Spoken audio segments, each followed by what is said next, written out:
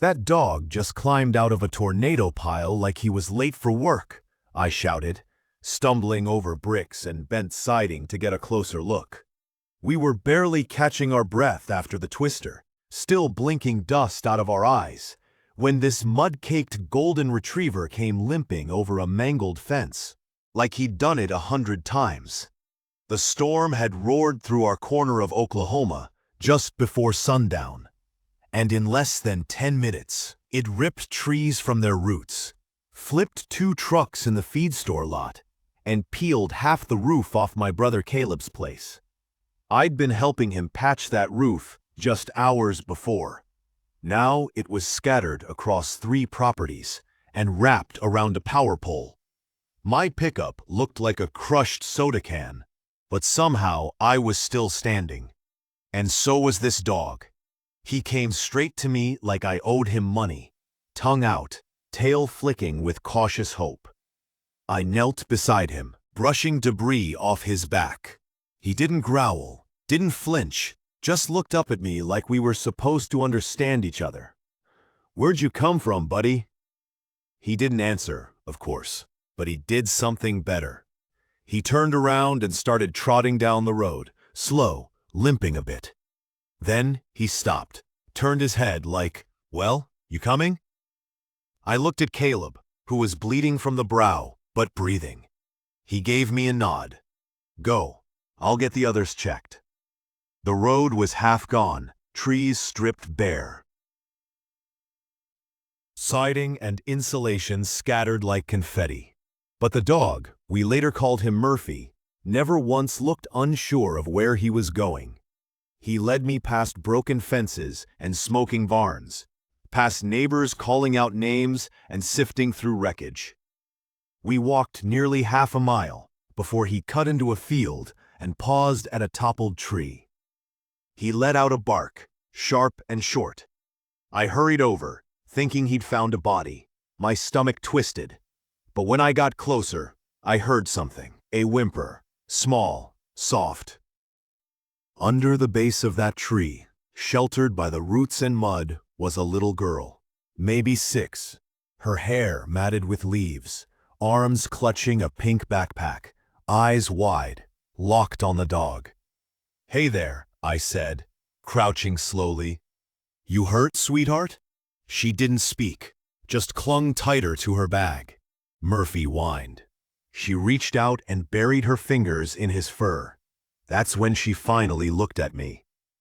"He came back," she whispered. "He came back." I carried her out. She wasn't injured, just scared and chilled. The wind was picking up again, rain threatening to return. We got back to the road, where a rescue truck was inching through the debris. I waved them down. Murphy stayed pressed to the girl's side until the EMTs coaxed her into a blanket and took her for a check. Turns out her name was Lily.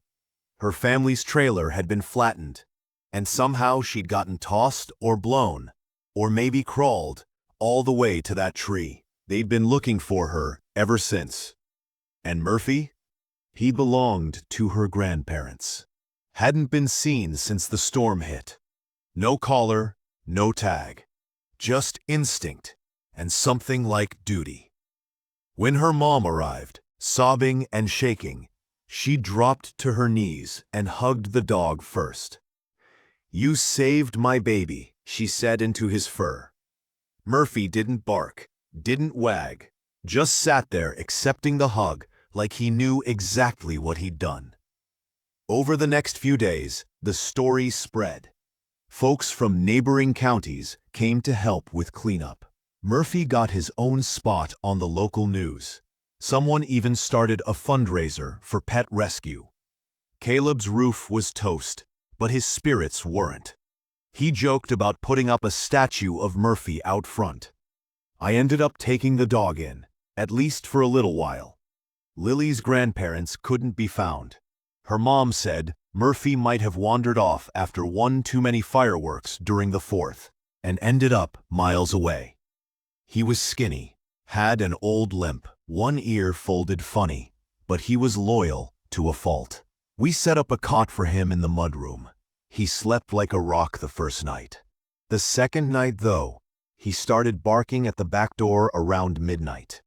I figured it was a raccoon, but when I stepped outside, flashlight in hand, he trotted out and down the driveway again.